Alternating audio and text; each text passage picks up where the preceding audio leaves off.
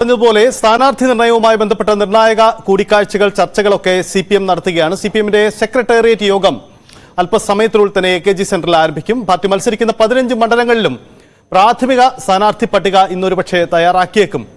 Secretariat തയ്യാറാക്കുന്ന സ്ഥാനാർത്ഥി പട്ടിക ജില്ലാ കമ്മിറ്റികൾക്ക് കൈമാറും. അതിനുശേഷം അവരുടെ കൂടി അഭിപ്രായം പരിഗണിച്ച ശേഷം ഒരാഴ്ചയ്ക്കുള്ളിൽ പ്രഖ്യാപനം നടത്താനാണ് ആലോചന. മുതിർന്ന നേതാക്കളും കൂടുതൽ വനിതകളും ഇത്തവണത്തെ പട്ടികയിൽ ഉണ്ടാകുമെന്നാണ് സൂചന. അങ്ങനെ പ്രധാനപ്പെട്ട ആലോചനകളിലേക്കാണ് CPM കേന്ദ്രങ്ങൾ നടക്കുന്നത് എന്നതാണ് പ്രധാനപ്പെട്ട സാഹചര്യം. നമുക്കിതിന്റെ വിശദാംശങ്ങളാണ് പരിശോധിക്കേണ്ടത്. CPMനെ സംബന്ധിച്ച് സംസ്ഥാനത്ത് നിലവിൽ സിറ്റിംഗ് സീറ്റായി ഉള്ളത് ആലപ്പുഴ മണ്ഡലം മാത്രമാണ്. ഈ ആലപ്പുഴ നിലനിർത്തുക പോലും വലിയ പോരാട്ടം വേണ്ടിവരുമെന്ന വിലയിരുത്തൽ CPM നടത്തിയിട്ടുണ്ട്. അതുകൊണ്ട് തന്നെ ഈ ആലോചനകൾക്കൊക്കെ വലിയ പ്രസക്തിയുണ്ട്.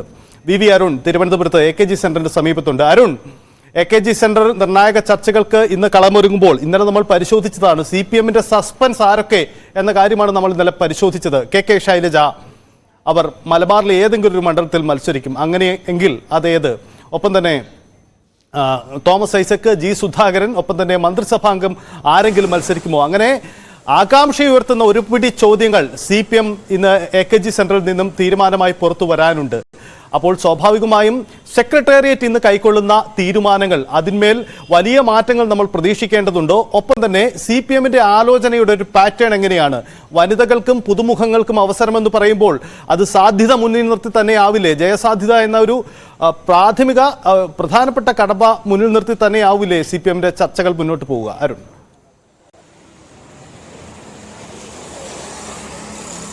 സഹിതം രണ്ട് കാര്യം ഉറപ്പാണ്. ഒന്ന്, CPMന്റെ സ്ഥാനാർത്ഥികൾ ഏറ്റവും വിജയസാധ്യതയുള്ളവരായിരിക്കും. അതിലൊരു വെള്ളം തീർക്കലിന് CPM നേതൃത്വം തയ്യാറാകില്ല എന്ന സൂചനകൾ തന്നെയാണ് ലഭിക്കുന്നത്. കാരണം അവർക്ക് ഇവിടെ കേരളത്തിൽ മാത്രമല്ല CPM എന്ന ദേശീയ പാർട്ടി നിലനിൽപ്പിനും ജീവൻ മരണ പോരാട്ടമായി ലോക്സഭാ തെരഞ്ഞെടുപ്പാണ്. അതുകൊണ്ട് തന്നെ ഏറ്റവും മികച്ച സ്ഥാനാർത്ഥികളെ നിർത്താൻ CPM ശ്രമിക്കുമെന്ന ഉറപ്പാണ്. മറ്റൊന്ന്, വലിയ പേരുകൾ ഈ സ്ഥാനാർത്ഥി പട്ടികയിലുണ്ടാകും. അതിൽ ഏറ്റവും പ്രധാനപ്പെട്ട പേര് സഹിത് സൂചിപ്പിച്ച KK ശൈലജ എന്ന കേരളത്തിലെ മുൻ ആരോഗ്യമന്ത്രിയുടെ ഇപ്പോഴത്തെ മട്ടന്നൂർ MLA യുടെ പേര് തന്നെയാണ് ഏറ്റവും സജീവമായി ഉള്ളത്. KK ശൈലജ ഏതെങ്കിലും ഒരു സീറ്റിൽ, അത് മലബാറിൽ തന്നെയാകും, അതിൽ 3 സീറ്റാണ് പരിഗണിക്കുന്നത്. ആദ്യമൊക്കെ കണ്ണൂരിലോ വടകരയിലോ KK ശൈലജ മത്സരിക്കുമെന്ന വിവരമാണ് ഉണ്ടായിരുന്നത്. ഒരു പക്ഷേ കുറച്ചുകൂടി സുരക്ഷിത സീറ്റിലേക്ക്, കണ്ണൂർ വടകരയായാലും അത്ര 100% CPM വിജയിക്കുമെന്ന് ഉറപ്പിക്കാവുന്ന, അല്ലെങ്കിൽ രാഷ്ട്രീയമായി അവർക്ക് അങ്ങനെ മേൽക്കൈയുള്ള ലോക്സഭാ മണ്ഡലങ്ങളല്ല. അതുകൊണ്ട് തന്നെ KK ശൈലജയെ കുറച്ചുകൂടി സുരക്ഷിത സീറ്റിലേക്ക് മാറ്റണമെങ്കിൽ കാസർഗോഡേക്ക് അവരെ മാറ്റാൻ സാധ്യതയുണ്ട്. അത് CPM സംസ്ഥാന സെക്രട്ടറി നിർണായക തീരുമാനം അതിൽ ഉണ്ടാകേണ്ടതുണ്ട്. കാസർഗോഡ് കഴിഞ്ഞ തവണ പ്രത്യേക സാധ്യത നഷ്ടപ്പെട്ടു പോയതൊഴിച്ചാൽ CPM വലിയ പ്രതീക്ഷയോടെ കാണുന്ന, CPM വലിയ രാഷ്ട്രീയ മേൽക്കൈയുള്ള മണ്ഡലം തന്നെയാണ്. അവിടെ ഇത്തവണ വിജയം അവർ ഉറപ്പിക്കുന്നു. അങ്ങനെയെങ്കിൽ KK ശൈലജ കാസർഗോഡ് മത്സരിച്ചേക്കും, അല്ലെങ്കിൽ കണ്ണൂരോ വയനാടോ ഈ 2 സീറ്റുകളിൽ അവർ മത്സരിക്കുമെന്ന് ഏറെക്കുറെ ഉറപ്പാണ്. മറ്റൊരു പ്രധാനപ്പെട്ട പേര് ഡോക്ടർ TM തോമസ് ഐസക്കിൻ്റെതാണ്. 2 തവണ സംസ്ഥാന ധനമന്ത്രി, CPMന്റെ കേന്ദ്ര കമ്മിറ്റി അംഗം. തോമസ് ഐസക്കിനെ പത്തനംതിട്ട മത്സരിപ്പിക്കുന്ന സാധ്യതയാണ് കാണുന്നത്. അവിടെ രാജു എബ്രഹാമിൻ്റെ പേരും പറഞ്ഞു കേൾക്കുന്നുണ്ട്. പക്ഷേ തോമസ് ഐസക്കിന് താല്പര്യം ആലപ്പുഴയാണ്. ആലപ്പുഴ സിറ്റിംഗ് MPയെ മാറ്റിക്കൊണ്ട് പരീക്ഷണത്തിന് CPM തയ്യാറാകുമോ എന്ന് ഉറപ്പില്ല. ആലപ്പുഴ കൂടുതൽ കാര്യങ്ങൾ ശരണ്യ പറയുന്നുണ്ടെങ്കിൽ അതിലേക്ക് കടക്കുന്നില്ല. ഏതായാലും തോമസ് ഐസക്കും സ്ഥാനാർത്ഥി പട്ടികയിൽ ഉണ്ടാകുമെന്ന് ഏറെക്കുറെ ഉറപ്പാണ്. മറ്റൊരു പ്രധാനപ്പെട്ട സ്ഥാനാർത്ഥിയാകാൻ സാധ്യതയുള്ള പേര് K രാധാകൃഷ്ണൻ, CPMന്റെ കേന്ദ്ര കമ്മിറ്റി അംഗം, പിന്നാക്ക ദേവസ്വം വകുപ്പ് മന്ത്രി K രാധാകൃഷ്ണനാണ്. ആലത്തൂരിലാണ് അദ്ദേഹത്തിന് പേര് പറഞ്ഞു കേൾക്കുന്നത്. പക്ഷേ അദ്ദേഹത്തിന് മത്സരിക്കാൻ താല്പര്യമുണ്ടെന്ന് കരുതാൻ വയ്യ. സ്വാഭാവികമായും CPM തീരുമാനിച്ച അദ്ദേഹം ആലത്തൂരിലെ CPMന്റെ കോട്ടയെ അവർ കണക്കാക്കുന്ന, കഴിഞ്ഞ തവണ കൈവിട്ടുപോയ ആലത്തൂരിൽ K രാധാകൃഷ്ണൻ മത്സരിക്കാൻ സാധ്യതയില്ല. കാരണം AK ബാലൻ്റെ പേര് ഉൾപ്പെടെ പറഞ്ഞു കേൾക്കുന്നു. എന്നാൽ AK ബാലൻ മത്സരിക്കാൻ സാധ്യത തീരെ കുറവാണ്. കോഴിക്കോട് ഒരു സ്വതന്ത്ര സ്ഥാനാർത്ഥിയെ പരീക്ഷിക്കാനുള്ള നീക്കം CPM നടത്തുന്ന സൂചനകളുണ്ട്. അവിടെ കേന്ദ്ര കമ്മിറ്റി അംഗവും MPയുമായ ഇളമരം കരീം, DYFIയുടെ സംസ്ഥാന പ്രസിഡന്റ് വസീഫ് തുടങ്ങിയ പേരുകളും പരിഗണിക്കപ്പെടുന്നു. അങ്ങനെ അവിടെ അത്ര നേതാക്കൾ വന്നാൽ വടകരയിലേക്ക് ഒരുപക്ഷേ, അവിടെ ഒരു പൊതുസമ്മേളനമാണ് കോഴിക്കോട് വരുന്നത്, വടകരയിലേക്ക് CPMന്റെ പ്രധാനപ്പെട്ട കോഴിക്കോട്ടെ നേതാവ്, മുൻ MLA പ്രദീപ് കുമാർ മത്സരിക്കാനുള്ള സാധ്യതയും പറഞ്ഞു കേൾക്കുന്നു. അങ്ങനെ പല പേരുകൾ വടകര, കണ്ണൂർ, കാസർഗോഡ്, കോഴിക്കോട് ചുറ്റിപ്പറ്റി കേൾക്കുന്നുണ്ട്. MP ജയരാജൻ പക്ഷേ വടകര മത്സരിച്ചേക്കാമെന്ന സാധ്യതകൾ പറഞ്ഞു കേൾക്കുന്നു. അത്തരം പല പ്രധാനപ്പെട്ട സ്ഥാനാർത്ഥികൾ ഉണ്ടാകും. G സുധാകരൻ്റെ കാര്യമൊക്കെ നേരത്തെ നമ്മൾ ചർച്ച ചെയ്തതാണ്.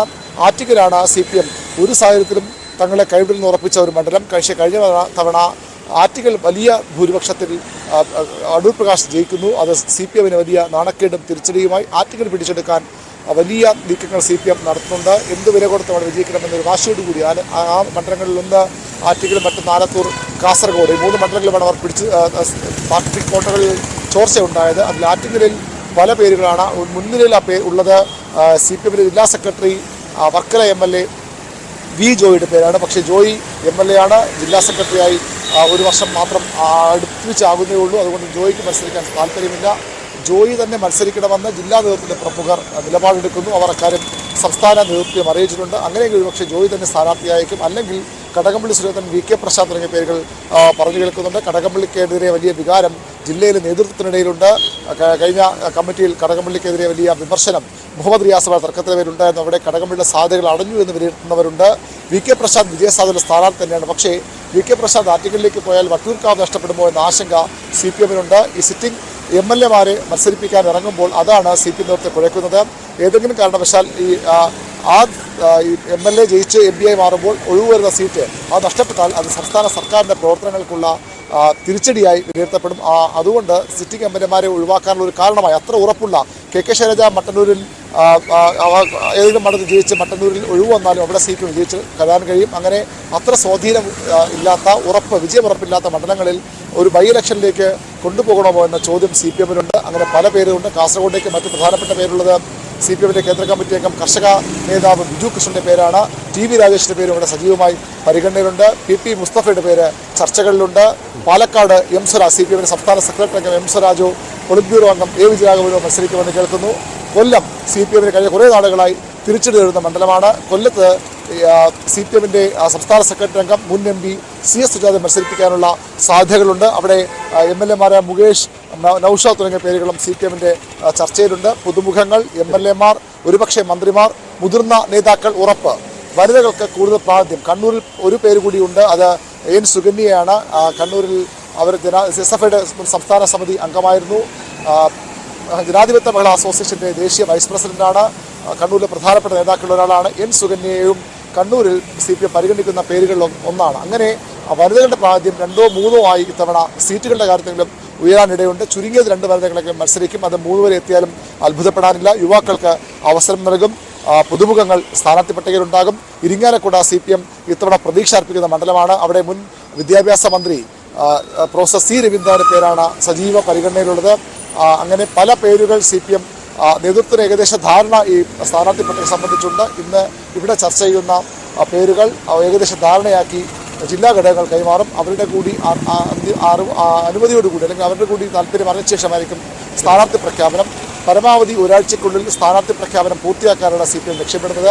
മലപ്പുറം, പൊന്നാനി സീറ്റുകളിൽ സ്വതന്ത്ര പരീക്ഷിക്കാൻ നീക്കമുണ്ട്. എറണാകുളത്തും അത്തരത്തിൽ സ്വതന്ത്ര സ്ഥാനാർത്ഥികൾ വന്നേക്കാം. അങ്ങനെ സ്വതന്ത്രരെ കൂടി ഉൾക്കൊള്ളിച്ചുകൊണ്ടുള്ള വിജയസാധ്യത മാത്രം മാനദണ്ഡമാക്കിയുള്ള കൃത്യമായി CPM നിലപാടുകൾ, സംസ്ഥാന നിലപാടുകൾ പാർലമെന്റിൽ അവിടെ ഏത് ഭരണം വന്നാലും പാർലമെന്റിൽ നിലപാടുകൾ അവതരിപ്പിക്കാൻ പ്രസക്തമായ കാര്യം. കാരണം ഈ CPM ഈ രാജ്യത്തെ സംബന്ധിച്ച് CPMന് പ്രതീക്ഷ വയ്ക്കാവുന്ന സംസ്ഥാനം ഇപ്പോഴും കേരളം മാത്രമാണ്.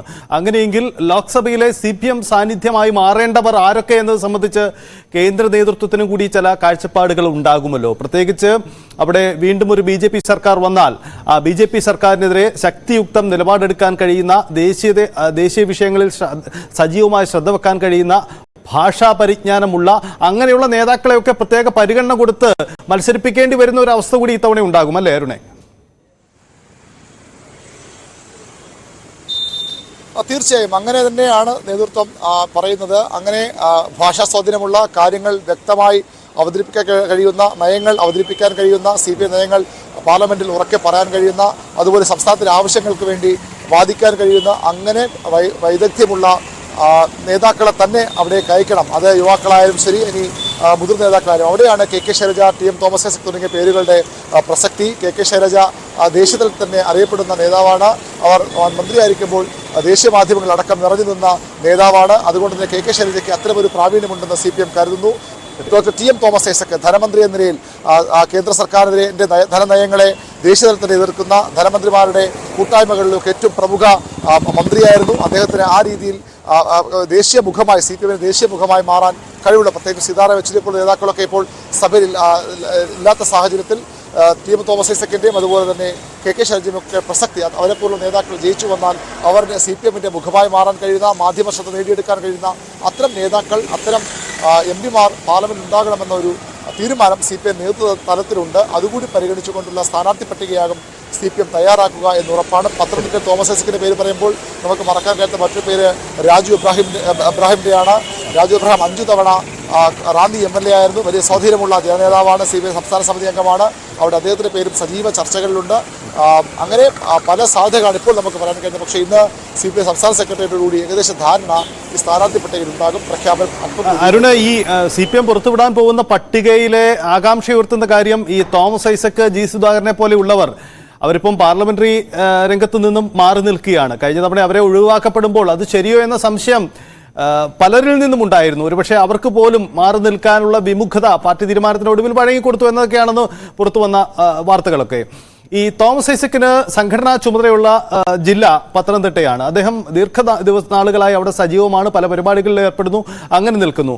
ആ ഒരു പരിഗണനയാണോ സംഘടനാ ചുമതലയുള്ള ഇടത്ത് കൂടുതൽ സ്വാധീനമുണ്ടാക്കി എന്നതാണോ ഈ പത്തനംതിട്ട എന്ന സ്ഥലത്ത് ഐസക്കിന്റെ പേര് ഉയർന്നു വരുന്നതിന് കാരണം അവിടുത്തെ പ്രത്യേക രാഷ്ട്രീയ ജാതിമത സ്വഭാവങ്ങളൊക്കെ പരിഗണിച്ചുകൂടി അത്തരം പേര് പരിഗണിച്ചു എന്ന് വേണോ കരുതാൻ?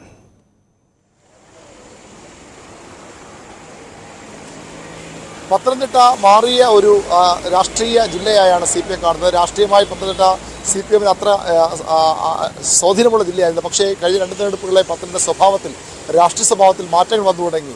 പ്രത്യേകിച്ചും കേരള കോൺഗ്രസ് എം കൂടി വന്നുകൂടി ഒന്നുകൂടി ശക്തമായെന്ന വിധത്തിൽ CPM-നുണ്ട്. പൂഞ്ഞാർ പോലുള്ള ചില മേഖലകളിൽ സംഘടനാപരമായ ചില പ്രശ്നങ്ങൾ ഇപ്പോഴും പോരായ്മ നിലനിൽക്കുന്നതിൽ പോലും മൊത്തത്തിൽ പത്തനംതിട്ട ജില്ല CPM-ന് അത്ര മോശം സംഘടനാ ശക്തിയുള്ള ജില്ലയല്ല. സംഘടന വളരെ ഓരോ തവണയും മെച്ചപ്പെടുന്ന ജില്ലയാണ് CPM കണക്കുകൂട്ടുന്നത്. അവിടെ കേന്ദ്രീകരിച്ച് അവിടെ പത്തനംതിട്ട ജില്ലയുടെ ചുമതല സംസ്ഥാന സെക്രട്ടറി തോമസ് ഐസക്കിനാണ്. അദ്ദേഹം അവിടെ കേന്ദ്രീകരിച്ച് പ്രവർത്തിക്കുന്നു. കഞ്ഞിക്കുഴി പോലുള്ള മാതൃകകൾ പദ്ധതി അദ്ദേഹം പരീക്ഷിക്കുന്നു. അതുകൊണ്ട് തന്നെ അവിടെ രാഷ്ട്രീയമായും അതിനപ്പുറത്തേക്ക് തോമസ് ഐസക്കിന്റെ വ്യക്തിപ്രഭാവവും സാമുദായിക സമവാക്യങ്ങളും ഒക്കെ അനുകൂലമാകും എന്ന പ്രതീക്ഷയാണ് CPM. അരുണ, ഒരു കാര്യം കൂടി ഉള്ളത്, ഈ മന്ത്രിസഭാംഗങ്ങളിൽ ആരെങ്കിലും മത്സരരംഗത്തുണ്ടാകുമോ എന്ന ചോദ്യമുണ്ട്. അവിടെയാണ് കെ രാധാകൃഷ്ണൻ എന്ന പേര് വരുന്നത്. ആലത്തൂരെ തോൽവിയുടെ ഒരു ക്ഷീണം CPM ഇതുവരെയും വിട്ടുമാറിയിട്ടില്ല. അപ്പോൾ ആലത്തൂർ മണ്ഡലം തിരികെ പിടിക്കാൻ കെ രാധാകൃഷ്ണൻ എന്ന പേരിങ്ങനെ ചർച്ചയിൽ വരുന്നുണ്ട്. അതൊരു ചർച്ചയ്ക്കപ്പുറം CPM അങ്ങനെ ഒരു ആലോചന നടത്തിയിട്ടുണ്ടോ അരുൺ? അങ്ങനെ പ്രതീക്ഷിക്കാമോ നമുക്ക്?